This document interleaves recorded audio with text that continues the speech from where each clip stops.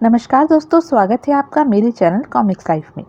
शुरू करते हैं सुरेंद्र मोहन पाठक जी द्वारा लिखा गया विमल सीरीज का एक और मजेदार उपन्यास 6 करोड़ का मुर्दा पार्ट 6। बढ़िया बढ़िया, ब्रजवासी मुदित मन से बोला। फिर उसने बकायदा टोकस की पीठ थपथपाई। शाबाश, बेहतरीन काम किया तूने। सिंधी भाई सुनेगा तो मेरे से कहीं ज्यादा और कहीं बड़ी, समझ गया? मैं बड़ी बोला, शाबाशी देगा। टोकस बाग बाग हो गया। चिरकुट ने आशापूर्ण निगाहों से ब्रजवासी की तरफ देखा। तू भी उस शाबाशी में बराबर का हिस्सेदार है। ब्रजवासी ने उसकी पीठ थपथपाई। सिपह सलार को मिली शाबाशी उसकी फौज के लिए भी बराबर होती है। ऐसा साहब? चिरकुट बोला। हाँ, और अभी मैं इधर ही हूँ।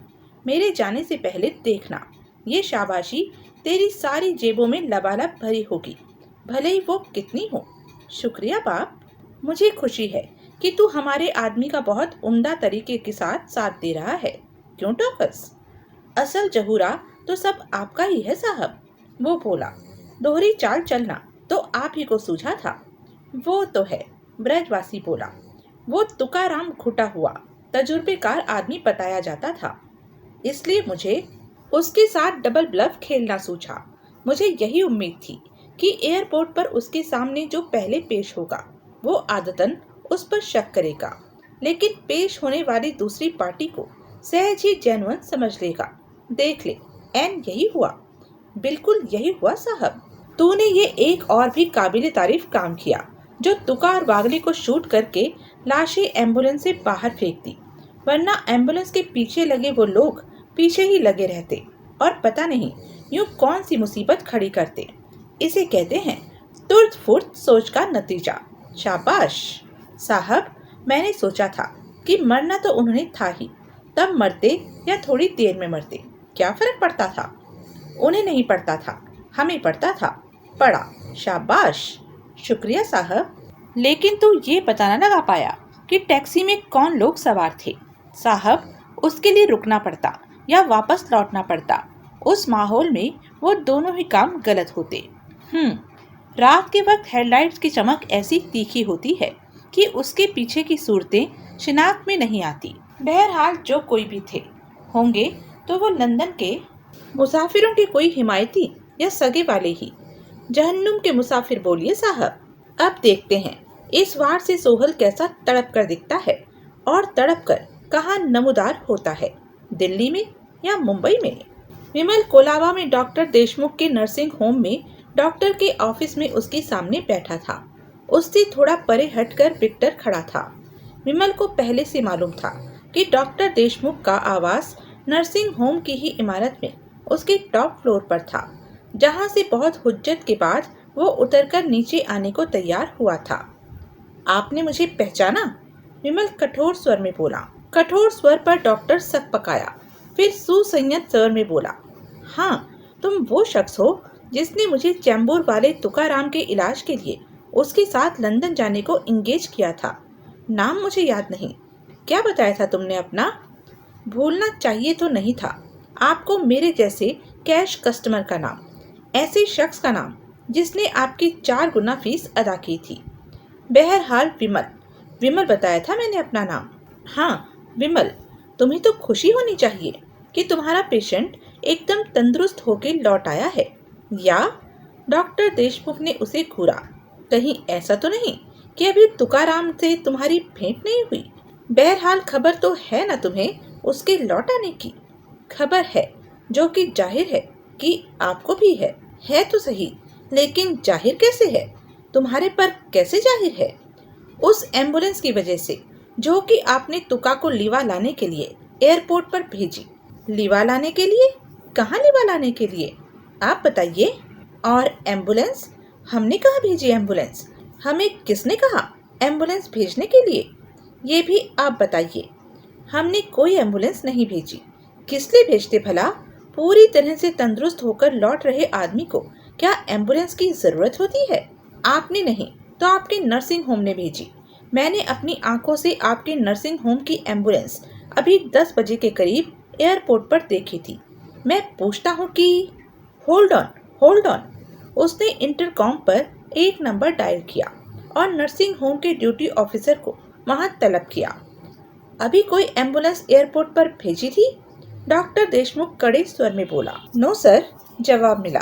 तो कहाँ भेजी थी? कहीं भी नहीं। दोनों एम्बुलेंस बाहर कंपाउंड में खड़ी है। आज दोपहर से कोई एम्बुलेंस नर्सिंग होम से बाहर नहीं गई। सुना आपने? डॉक्टर देशमुख विमल से संबोधित हुआ। सुना, विमल बोला। तो फिर? अभी और रुकिए। डॉक्टर फिर ड्यूटी ऑफिसर की तरफ घूमा। दोनों एम्बुलेंस की लॉग बुक्स इधर लेकर आओ और लाकर साहब को दिखाओ। जरूरत नहीं, विमल बोला। क्यों जरूरत नहीं? जब तुम इन्हें रुखसत कीजिए। लेकिन मुझे इनकी बात पर विश्वास है। मुझे आपकी बात पर विश्वास है। जाने दीजिए इन्हें। डॉक्टर देशमुख ने सहमति में सिर हिलाया और फिर ड्यूटी ऑफिसर को इशारा किया। ड्यूटी ऑफिसर वहां से चला गया। क्या माजरा है? पीछे डॉक्टर बोला। आपको तुकाराम की लंदन से वापसी के प्रोग्राम की खबर थी? बिल्कुल थी, क्यों ना होती। वो मेरा स्पेशल पेशेंट था। मैं लंदन उसके साथ रहा था और वापस आकर भी उसके केस के डेली टच में रहता था। फिर भला क्यों कर मुझे उसके वापसी के प्रोग्राम की खबर न होती? और किसे खबर थी? मेरे सिवाय किसी को नहीं। आपने किसे बताया? तुम इतने सवाल क्यों पूछ रहे हो? वजह आप मेरे बिना बताए भी जान जाएंगे। फिलहाल जवाब दीजिए प्लीज। भाई, कल उसके गांव से 2 आदमी यहाँ आए थे। तुकाराम की बाबत बहुत परेशान थे बेचारे। बोलते थे उसकी बीवी बहुत फिक्र कर रही थी। तुकाराम की बीवी? हाँ, इसीलिए उसने उन दोनों को उसकी बाबत पूछताछ करने के लिए यहाँ भेजा था। आपने क्या बताया? यही कि वो एकदम तंदुरुस्त होकर आज 10 बजे BOAC की फ्लाइट नंबर 465 से यहाँ पहुँच रहा था। डॉक्टर साहब, ये जानकारी आपने तुकाराम के किसी गांव वालों को नहीं, उसके कातिलों को दी थी। क्या मतलब? तुकाराम विधुर था। उसकी बीवी को मरे 10 साल से ऊपर हो चुके हैं। था बोला तुमने? हाँ। क्या हुआ उसे? विमल ने बताया। Oh my God! सुनकर डॉक्टर के नेत्र फट पड़े। Oh my good God! ऐसा डेयर डेविल क्राइम! हमारे यहाँ की नकली एम्बुलेंस बना ली, नकली स्टाफ बना लिया और उस शख्स को मार डाला जो शफा हासिल करने के लिए लंदन गया था, जो इसलिए लंदन गया था ताकि लौटकर तंदुरुस्त मर सकता। काल का पंजा मरोड़ देने की कुवत रखने वाला वीर मराठा कुत्ते की मौत मारा गया। विमल का गला रुंध गया। इसलिए मारा गया क्योंकि आपने किसी के सामने उसकी वापसी का प्रोग्राम उगल दिया। अब मुझे क्या मालूम था कि आपने मुझे यतीम कर दिया। वो तुम्हारा पिता था? हाँ, वो मेरा पिता था। लेकिन तुम तो मराठा नहीं जान पड़ते। है ना आपके लिए अचरज की बात? I am sorry young man, I am really sorry. मुझे नहीं मालूम था कि अब तुम क्या करोगे? मैं क्या करूँगा? मरने वाले के साथ तो नहीं मर जाऊंगा। अलबत्ता ऐसा हो जाए तो मुझे जरा अफसोस नहीं होगा। विमल ने एक आह भरी। मैं सीखूंगा कि कैसे कोई इस कत्लगाह में यतीम की जिंदगी जी सकता है, सलीब की तरह इस लानत को कि मैं अपने बाप की जान की हिफाजत न कर सका। मैंने उसे अपनी आंखों के सामने मर जाने दिया। अपने कंधों पर ढोता अत्याचार के इस डेरे में मैं तब तक प्रेत की तरह विचरूंगा जब तक कि मैं मर नहीं जाता या मार नहीं डालता। आखिरी शब्द कहते कहते विमल के दांत यूं किटकिटाने लगे कि डॉक्टर ने घबराकर अपनी कुर्सी पीछे सरका ली। मैं इस विश्वास के साथ यहाँ से जा रहा हूँ कि तुका की मौत से आपका या आपके नर्सिंग होम का कोई लेना देना नहीं। आप अनजाने में उस पिशाच का एक मोहरा बन गए जिस पर तुका की हारी बाजी लगाई गई थी। लेकिन विमल ने कहर भरी निगाहों से डॉक्टर की तरफ देखा। आइंदा दिनों में अगर मुझे मालूम हुआ कि आप या आपके स्टाफ में से कोई तुका के कातिलों से मिला हुआ था तो मैं वापस आऊंगा और आपके इस फैंसी नर्सिंग होम को जलाकर ऐसा राख करूंगा कि न इसका कोई वजूद रहेगा और न आपका। ये मेरा वादा है आपसे डॉक्टर देशमुख, जिसे भूल न जाना। डॉक्टर के चेहरे पर दहशत के ऐसे भाव आए जैसे कि वो कुर्सी पर बैठा बैठा ही मर जाने वाला हो। लकवे किसी हालत में फटी फटी आंखों से वो विमल को वहां से जाता देखता रहा। एक पीसीओ से विमल ने उस लोकल नंबर पर फोन किया जो कि उसे छोटा अंजुम ने संपर्क के साधन के तौर पर दिया था। हेलो, दूसरी ओर से कोई बोला। कौन? छोटा अंजुम को फोन दे। कौन बोलता है? उसको फोन दे कमबख्त, विमल कहर भरे स्वर में बोला। बाप, मेरे से जितना मर्जी कड़क बोल, कोई वांदा नहीं, पर वो भी पूछेगा।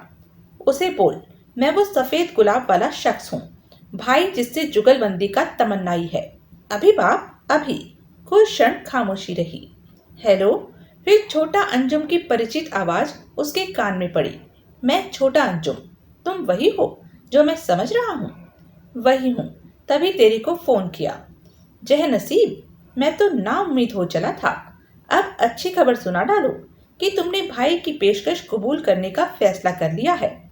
मेरा जो फैसला है वो मैं भाई को ही सुनाऊंगा। फिर भी पता तो लगे कि या तू कबूल कर कि तू भाई है, फिर मैं तेरे को ही सुनाता हूँ।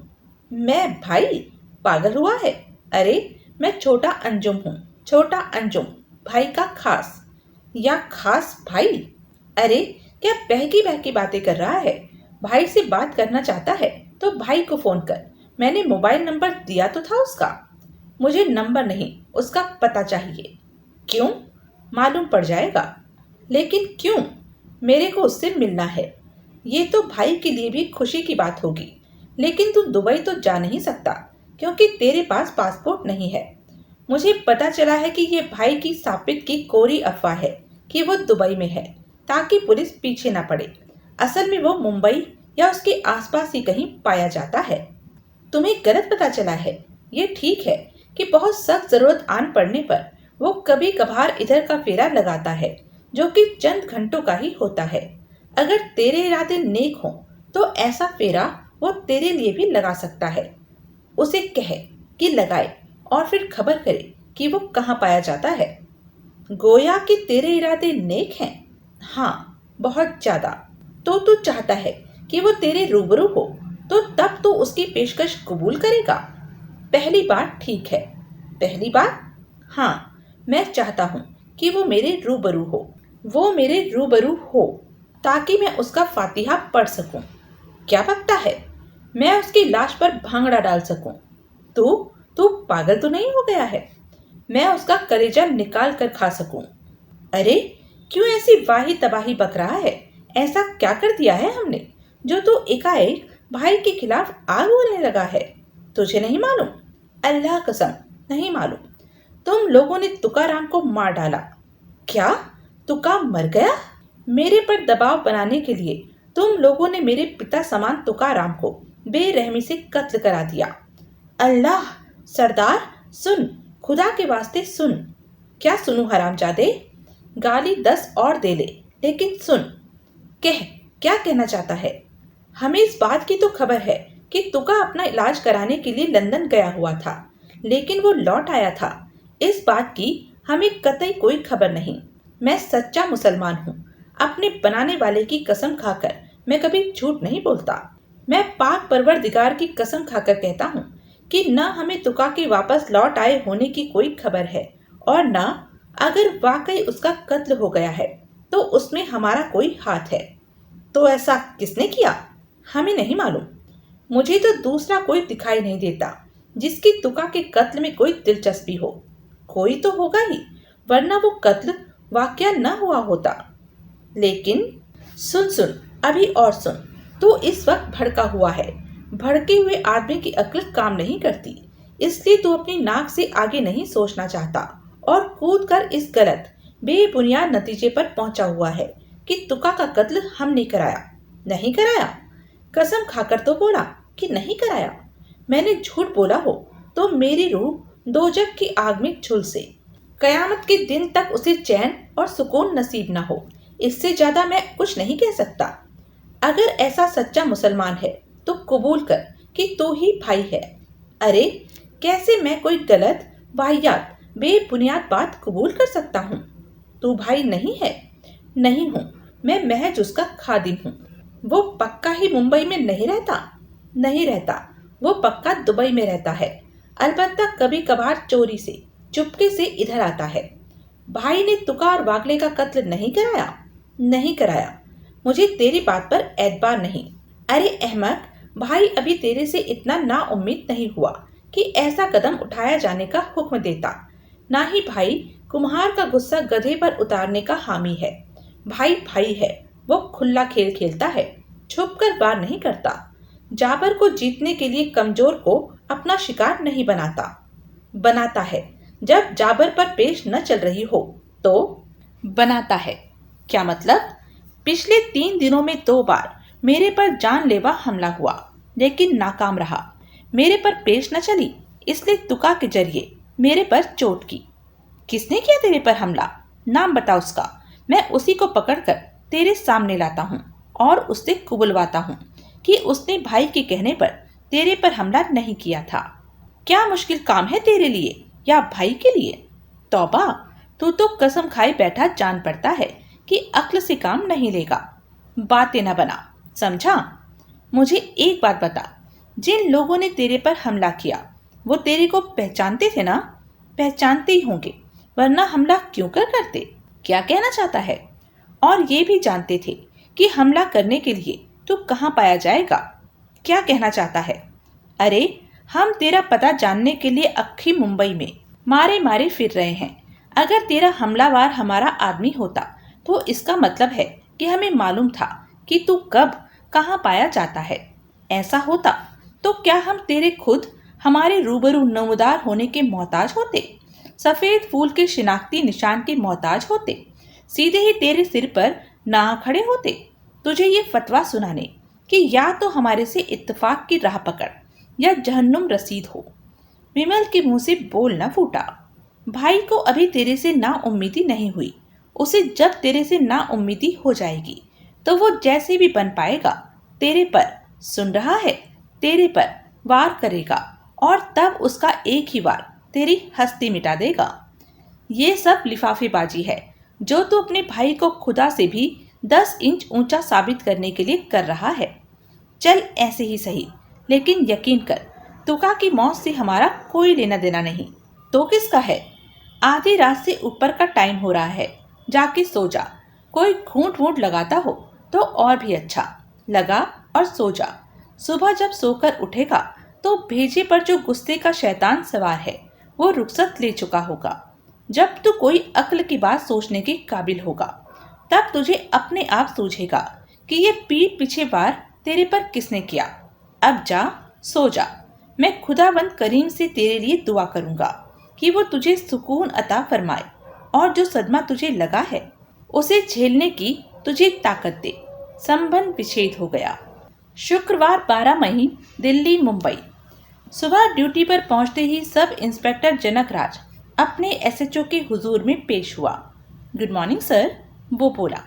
आओ भाई, एसएचओ नसीब सिंह बोला। बैठो। शुक्रिया जनाब। क्या खबर है? कल 9 बजे या उसके बाद टीवी न्यूज़ देखी? नहीं। आज का अखबार? वो भी नहीं। वो क्या है कि कल मैं बीवी बच्चों के साथ एक शादी पर गया था। 8 बजे का गया, 1:30 बजे लौटा था। 2 बजे कहीं जाके सो पाया, इसलिए आज 9:30 बजे तक नींद न खुली। अब मैं अभी तुम्हारे आगे आगे ही यहाँ आके बैठा हूँ। फिर तो करारी खबर है आपके लिए। क्या?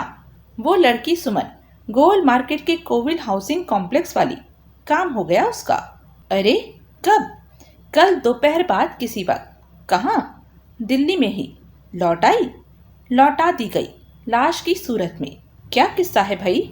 सर, कल 9 बजे की न्यूज़ में उस लड़की सुमन वर्मा की तस्वीर दिखाई गई थी और बताया गया था कि महिपालपुर रोड पर एक सरकारी मुर्दा गाड़ी एक्सीडेंट की शिकार हो गई थी। उस मुर्दा गाड़ी में सुमन वर्मा की लाश बंद थी। लाश बंद थी? यानी कि वो एक्सीडेंट की वजह से लाश न बनी? नहीं साहब, जिंदा सुमन वर्मा का मुर्दा गाड़ी में क्या काम? तो कैसे? कैसे? मैं सब बताता हूँ, मुझे अपनी कह लेने दीजिए, फिर सब अपने आप ही स्पष्ट हो जाएगा। कहो कहो। टीवी की वो खबर देखकर सुमन वर्मा की बाबत मेरी उत्सुकता जाग उठी थी। नतीजतन मैं फौरन महरौली थाने पहुंचा था, जिसके अंडर कि वो दुर्घटना स्थल आता था। वहां से मुझे मालूम हुआ कि मुर्दा गाड़ी एक खड्ड में जा गिरी थी और उसमें आग लग गई थी। गाड़ी में एक ताबूत लदा हुआ था जो कि बाहर आ गिरा था। और एक पहलू के बल उल्टी गाड़ी के नीचे 1/3 दब गया था। गिरते वक्त ताबूत खुल गया था और उसमें से लाश नुमाया होने लगी थी। ये गारंटी कैसे है कि वो लाश ही थी? क्या इसलिए कि वो ताबूत में बंद थी और ताबूत मुर्दा गाड़ी में था? नहीं साहब, सिर्फ इसलिए नहीं। वो क्या है कि उस लाश का पोस्टमार्टम हुआ था। गले से लेकर पेट तक सिली हुई वो साफ दिखाई देती थी। तुमने लाश देखी थी? जी हाँ, वो यकीनन सुमन वर्मा की लाश थी। तुम कहते हो कि एक्सीडेंट के बाद मुर्दा गाड़ी में आग लग गई थी, तो फिर लाश जलने से कैसे बच गई? जलने से नहीं बची थी, लेकिन पूरी नहीं जल सकी थी। क्यों? क्योंकि ऐसा हो पाने से पहले फायर ब्रिगेड वालों ने मौकाए वारदात पर पहुंचकर आग बुझा दी थी। सड़क पर से किसी ने उस आग का नजारा किया था और अपने मोबाइल फोन से फायर ब्रिगेड को फोन कर दिया था। फायर ब्रिगेड आनन फानन वहां पहुंचा था, इसलिए सब कुछ स्वाहा हो चुकने से पहले आग बुझा दी गई थी। नतीजतन लाश का चेहरा और कंधे जलने से साफ बच गए थे। छाती और पेट महज झुलसे थे, लेकिन कमर के नीचे का तमाम हिस्सा जलकर कोयला हो गया था। ओह, मुर्दा गाड़ी के ड्राइवर पर क्या बीती? वो वहां नहीं था, यानी कि एक्सीडेंट होने पर वैन को छोड़कर भाग गया था। साहब, सरकारी मुर्दा गाड़ी का ड्राइवर भागकर कहाँ जा सकता था? क्या कहना चाहते हो? वो गाड़ी चोरी की थी, यानी कि वो ड्राइवर फर्जी था? यकीनन साबित हो चुका है। महरौली थाने वाले गाड़ी के असली ड्राइवर से बात कर भी चुके हैं, जो कि गाड़ी को मरम्मत के लिए निकलसन रोड की एक रिपेयर शॉप में छोड़कर आया था। वो निगम बोध घाट की गाड़ी थी, जो कि रिपेयर शॉप से चुराई गई थी। उस लाश को ढोने के लिए? जाहिर है। कहाँ से ढोने के लिए? कहाँ थी लाश? क्या किस्सा है? लाश क्योंकि ताबूत में बंद थी और ताबूत पर क्योंकि इंडियन एयरलाइंस का एयर फ्रेट का स्टिकर लगा हुआ था, इसलिए एयरपोर्ट पर उस बाबत तफ्तीश की गई थी। पता लगा था कि कल इंडियन एयरलाइंस की दोपहर की फ्लाइट से 3 ताबूत पहुंचे थे। उसमें से 2 के क्लेमेंट प्लेन पर उनके साथ ही आए थे। तीसरा कार्गो के तौर पर सेल्फ की बुकिंग पर दिल्ली पहुंचा था, इसलिए उसे छुड़ाने वाले का कोई नाम पता दिल्ली एयरपोर्ट पर इंडियन एयरलाइंस की कार्गो ऑफिस में उपलब्ध नहीं है। बाकी 2 ताबूतों की बाबत ऐसी जानकारी उपलब्ध थी, इसलिए महरौली थाने वालों ने उन्हें मुंबई से लाने वालों से बात कर ली थी। इसका तो साफ मतलब हुआ कि वो तीसरा सेल्फ वाला ताबूत ही था, जो कि दुर्घटना के शिकार मुर्दा गाड़ी में बंद था। बिल्कुल, यानी कि वो लड़की, वो सुमन वर्मा ट्रेन पर सवार होकर मुंबई गई और 2 दिन बाद कल लाश बनकर दिल्ली लौटी। वैसे तो साहब, इतनी ही बात कम रहस्यपूर्ण नहीं, लेकिन बात इतनी ही होती तो भी गनीमत थी। यानी कि अभी और भी पोल है, बहुत बड़ी, ढोल की पोल जितनी बड़ी। क्या किस्सा है? उस अधजली लाश को पोस्टमार्टम के सुपुर्द किया गया था, क्योंकि एक्सीडेंटल केस में ऐसा ही दस्तूर है। नए पोस्टमार्टम में ये पाया गया था कि मौत हुए 48 घंटे हो चुके थे। ये मामूली प्रोसीजरल बात है। जो खास हैरान कर देने वाली बात है वो ये है कि लाश में से उसका दिल, जिगर और आंतें गायब थी। हे भगवान, लाश क्या किसी अघोरी या किसी चांडाल के पल्ले पड़ गई थी? और लाश की पसलियों के पिंजर में प्लास्टिक की एक थैली फंसी पाई गई थी, जिसमें कि 100 ग्राम प्योर हेरोइन थी, यानी कि उस एक थैली में लाखों का माल था। एसएचओ सन रह गया। अब समझे कुछ साहब? जनकराज अर्थपूर्ण स्वर में बोला। हेरोइन की एक थैली? एसएचओ मंत्रमुग्ध स्वर में बोला। सिर्फ एक थैली? जो कि बेध्यानी में किसी की लापरवाही की वजह से लाश में अटकी रह गई थी।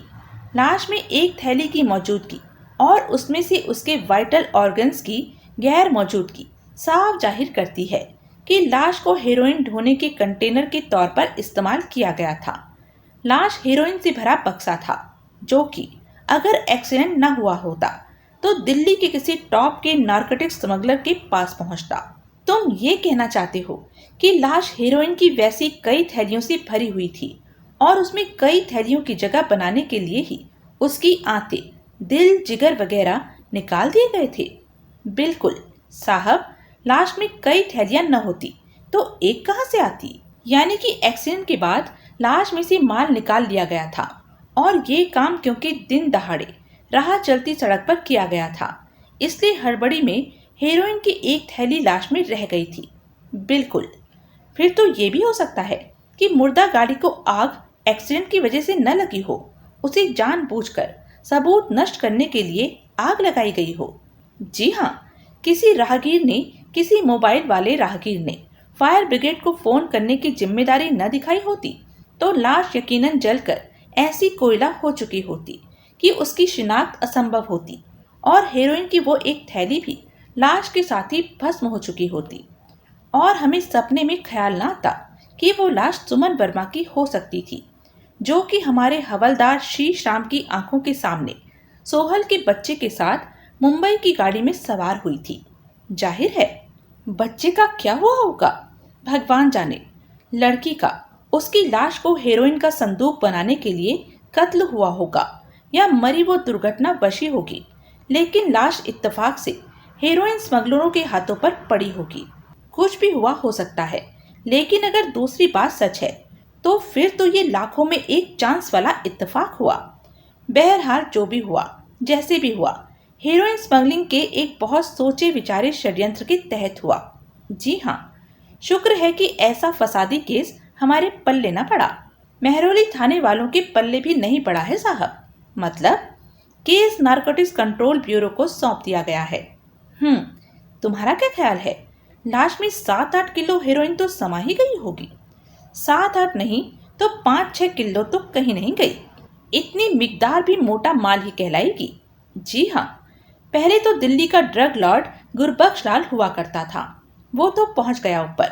अब कौन पर निकाल रहा होगा उसकी जगह लेने के लिए? कोई भी हो सकता है साहब, लेकिन मेरा एतबार झामनानी पर है। वजह ऐसे ही अंदर की आवाज है। एसएचओ हंसा। अंदर की आवाज कहता है, अंदर की आवाज है साहब। जो मेरे मन में था मैंने बोल दिया। जनकराज, जिन बातों की वजह से झामनानी हमारी निगाहों में आया है उनका हेरोइन स्मगलिंग से कोई रिश्ता नहीं बनता। हेरोइन स्मगलर ना मायाराम था ना सोहल है साहब। इस बात में अब कोई दो राय मुमकिन नहीं कि हमारा हवलदार तरसेम लाल झामनानी के हाथों पिका हुआ है। इसलिए जाहिर है कि उसी ने मायाराम की बाबत हर बात झामनानी तक पहुंचाई थी। मेरे से ना उम्मीद होकर उसी को सोहल की तस्वीरों की कॉपियों के लिए साँटा गया था। कबूल, सब कबूल, लेकिन इनमें से कोई बात हेरोइन स्मगलिंग के खतरनाक धंधे से जुड़ी नहीं दिखाई देती। तो फिर वो क्यों सोहल की फिराक में है? होगी कोई वजह। वो तो आपने कल भी कहा था और ये भी कहा था कि वो वजह आप जान के रहेंगे, लेकिन वजह का कोई सिर पैर, कोई और छोर, कोई अंदाजा तो होना चाहिए। मेरा अंदाजा है कोई जाति खुंदा झामनानी की सोहल से। हाँ, आप झामनानी का कोई आदमी फोड़ने की जुगल भिड़ाने वाले थे। भाई अभी कल शाम की तो बात है, वो आज करेंगे कुछ। हर काम अभी लगाओ अभी दर्द बंद वाली किस्म का तो नहीं होता। ऐसे काम होते होते होते हैं। होगा ये काम? उम्मीद तो पूरी है कि देर सबेर होगा। झामनानी का कोई तो ऐसा जमूरा मिलेगा जो पुलिस के बना के रखने का तमन्नाई होगा, जो पुलिस पर एहसान करना अपने लिए मुफीद काम समझेगा। ओह, फिर तो उसी के जरिए ये पता लगाने की कोशिश की जा सकती है कि झामनानी की सोहल से क्या खुंदक है। करेंगे भाई, बहुत कुछ करेंगे। पहले साँट तो पाए ऐसा कोई बंदा। आप तरसेम लाल को भी फिट, वो भी करेंगे, वो भी करेंगे। तू हौसला रख, अभी तो दिन चढ़ा है यार। जनकराज खामोश हो गया। छोटा अंजुम ने घड़ी पर निगाह डाली। 9:30 बज चुके थे। फिर भी उसने झिझकते हुए भाई को फोन लगाया। आदाब। जवाब मिला तो वो तत्पर स्वर में बोला, छोटा अंजुम बोलता हूँ, क्या खबर है? भाई तुकाराम खल्लास, उसका जोड़ीदार वागले खल्लास। अरे कैसे, कब, कहाँ? छोटा अंजुम ने बताया। किसका कारनामा है ये? भाई ने पूछा। मालूम नहीं, पर सोहल समझता है कि ये हमारा काम है। कैसे मालूम? कल रात वारदात के बाद मेरे को फोन किया। बहुत तड़प रहा था, बहुत वाही तबाही बक रहा था। छोटा अंजुम एक क्षण ठिठका और फिर झिझकता हुआ बोला, आपके खिलाफ साफ इल्जाम लगा रहा था कि तुका का कत्ल हमने कराया था। तू क्या बोला? मैं वही बोला जो सच था। मैंने कसम खाकर कहा कि उस काम में हमारा कोई हाथ नहीं था। उसे यकीन आ गया? लगता तो नहीं। क्यों? क्योंकि वो बहुत भड़का हुआ था। आपके हमारे खिलाफ आग उगल रहा था। छोटा अंजुम, बोलो बाप, तू अहमक है। जी? अरे नामकुल, जब तुका की मौत की चोट उस पर इतनी भारी गुजरी थी तो उसे समझने देना था कि वो काम हमारा था। किसी और के मुगालते में अगर उसे हमारी ताकत का एहसास हो रहा था तो होने देना था। ओह, ये तो बहुत बड़ी भूल हुई। और मैं क्या बोला? मेरे को ये नहीं सूझा था। मैंने तो उल्टा जी जान से कोशिश की थी उसे ये यकीन दिलाने की कि ये काम हमारा नहीं था। मुझे सूझा ही नहीं था कि जिस वाक्य ने उसे ऐसा हिला कर रख दिया था उसका क्रेडिट हमें लेना चाहिए था। बहरहाल यूं उसकी एक कमजोरी हमारे हाथ लगी है। अपने किसी अजीज की, किसी करीबी की जान जाती देखकर वो तड़पता है। अंगारों पर लौटता जान पड़ता था बाप। अब तो किसी ऐसे शख्स की तलाश कर जो उसका करीबी हो ताकि हम उसे और तड़पाने का सामान कर सकें। तो सोहल को तलाश न कर सका, लेकिन क्या तो उसके किसी करीबी को, किसी अजीज को, किसी खासुल खास को भी नहीं तलाश कर सकता? मैं समझ गया, मैं पूरी कोशिश करूंगा वो दोबारा तुका की बाबत तेरे से बात करे और अभी भी यही समझता लगे कि वो काम हमारा था तो समझने दे उसे, बल्कि शह दे उसे समझने दे कि पहले तूने उस बाबत झूठ बोला था। भाई, मैं एक परवरदिगार की कसम खाकर। कसम तोड़ने को कौन बोला तुझे? मैं बोला उसे समझने दे। मैं ये नहीं बोला कि तू उसे समझा। तो बात ही मत करना इस बाबत उससे। तू जितना इस बात को टालेगा उसका शक उतना ही मजबूत होगा कि असल में ये काम हमारा ही था और पहले उसके कहर से खौफ खाकर तूने झूठ बोला था। मैं समझ गया बाप, सब ऐसी ही होगा। बढ़िया। घंटे बजने पर विमल ने रिसीवर उठाकर कान से लगाया। हेलो, वो माउथ पीस में बोला। बाप, आवाज आई। मैं मुबारक अली। बोलो मियाँ, कैसे फोन किया सुबह सुबह? अच्छा हुआ तू होटल के फोन पर मिल गया। बाप, बुरी खबर। क्या हुआ? बहुत बुरी खबर है बाप, इतनी बुरी कि जुबान पर नहीं आती। अरे, अब कुछ कह भी चुको, क्यों मुझे सस्पेंस में डाल रहे हो? बाप, सुमन बीबी। क्या हुआ उसे? मेरे से नहीं कहा जाता, हाशमी से सुन। मैं फोन उसे देता है। हाशमी ने दबी आवाज में सुमन की बाबत वो सब बयान किया जो कि टीवी की खबरों में आया था और अखबारों में छपा था। दाता, विमल के मुंह से निकला। किस जंजाल में जा फंसी वो बेचारी। जनाब, हाशमी की आवाज आई। वो बहुत बड़ी साजिश का शिकार हुई जान पड़ती है। किसकी साजिश? पता लगाने की कोशिश करेंगे। अब लाश का क्या होगा? मामू भी यही पूछ रहे हैं। मामू, तुम भी मुबारक अली के भांजे हो? हाँ, मामू ने ही बताया था आपको। कब?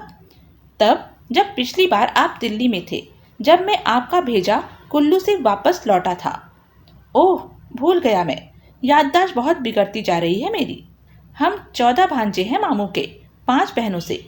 ओह, लाश का कोई क्लेमेंट सामने ना आया तो उसे लावारिस करार दे दिया जाएगा और इलेक्ट्रिक क्रेमेटोरियम के हवाले कर दिया जाएगा। ऐसा नहीं होना चाहिए। तो क्या करें? हम तो मुसलमान हैं, हमें हिंदू की लाश कौन सौंपेगा?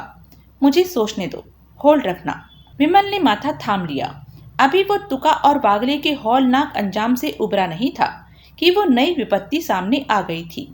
जिस लड़की ने उसके बेटे से उस तक सुरक्षित पहुंचाने के लिए इतनी जहमतें उठाई थी, जिसकी जान ही उनकी वजह से गई जान पड़ती थी, उसे क्या वो लावारिस विद्युत शव दाह ग्रह के हवाले हो जाने थे?